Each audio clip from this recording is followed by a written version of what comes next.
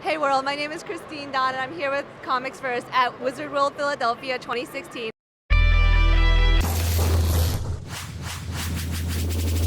I'm here with Brad Guigar, the Eisner-nominated web cartoonist, who's been publishing webcomics for almost 16 years.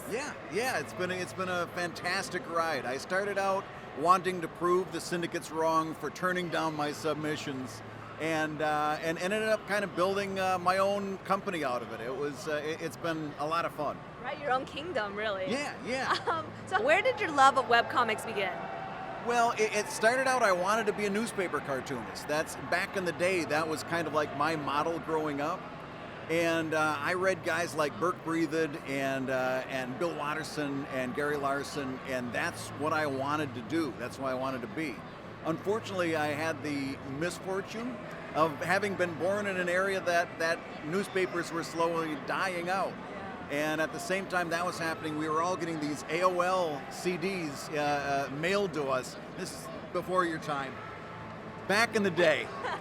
And we looked at those and we said, oh yeah, I don't need anybody to publish my work. I can just put it out there. And we kind of built up this thing called webcomics, me and a lot of other people working sometimes together and sometimes separately, kind of building up this whole thing that's now very, very widespread and based around, it's really where independent comics has gone. If you're an independent cartoonist, you are a web cartoonist. Basically, right. So can you tell us a little bit about the motivation behind Evil Inc., your daily webcomic about supervillains, right? Yeah.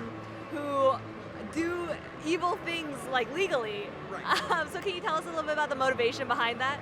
Well, my first comic was called GREYSTONE INN, and it was a comic strip about a comic strip starring a gargoyle. And I sat at the Toronto Comic Con in 2004 with people much like right now, walking back and forth, nobody stopping.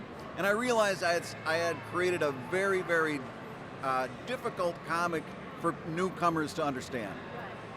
One of the storylines there was a corporation of supervillains. It was a one-week throwaway thing. People loved it.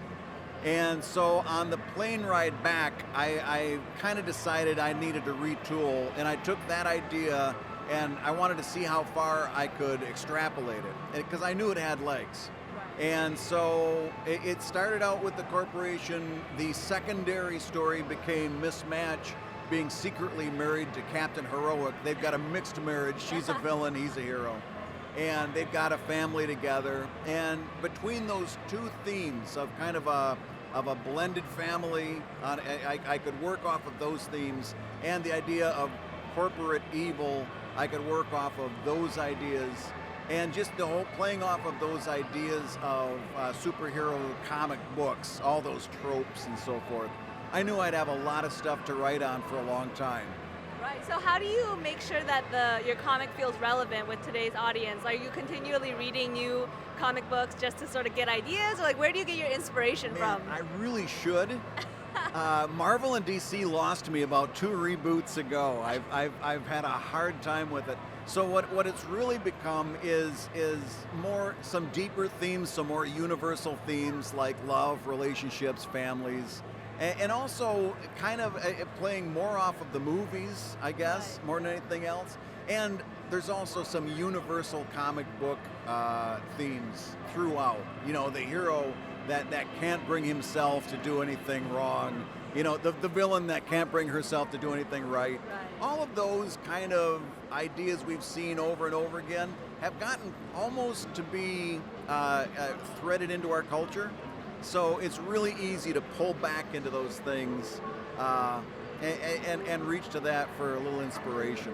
Right, awesome. So like one of the major themes in your cartoon is that, you know, villainous things like evil acts are just as easy to do legally as it is illegally, and this theme feels particularly relevant in the last 5 to 10 years. So how do you feel your approach to that theme has changed since you began this webcomic? Well, at first I was playing very much off of the comic book world. Then it was clear that in corporate terms, you know, I could do office comedy and stuff like that.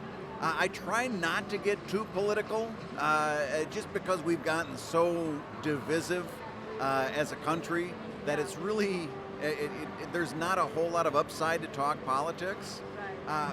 But I found that just in terms of those interpersonal relationships, really it's a lot of what I write has to do with relationships. It's just that the people happen to be wearing spandex. There's sometimes the hero thing is almost a secondary aspect to what's going on. But isn't that the key to any good story? Is that you're writing people, not tropes? Yeah. Right. Yeah, that's and these people have kind of become a little bit, hopefully, three-dimensional, and they're people that I'd want to know. You know. Exactly. So I know that your webcomics are 100% your own creation. You don't have any editors or publishers. Why do you choose to do everything yourself? Is it easier? Do you find it more difficult, or is there a reason behind that? Well, at first it was necessity.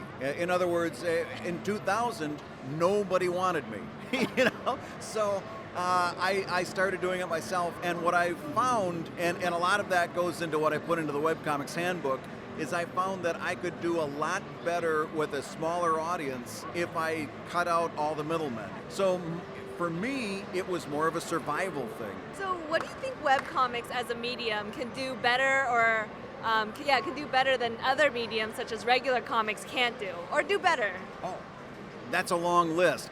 And that's not to say one is good and one is bad.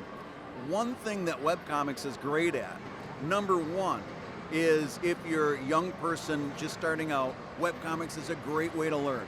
Because you're getting lots of feedback, because people are seeing your stuff, and they're going to be very free with the feedback, whether it's positive or negative. Right. If you're learning, no better way to learn. And you get constant reinforcement for the things you do well. Number two, entry from voices we haven't heard traditionally. That includes minorities, women, transgender community, go down the list. People that we haven't traditionally heard from. You hear from them first in webcomics. Yeah.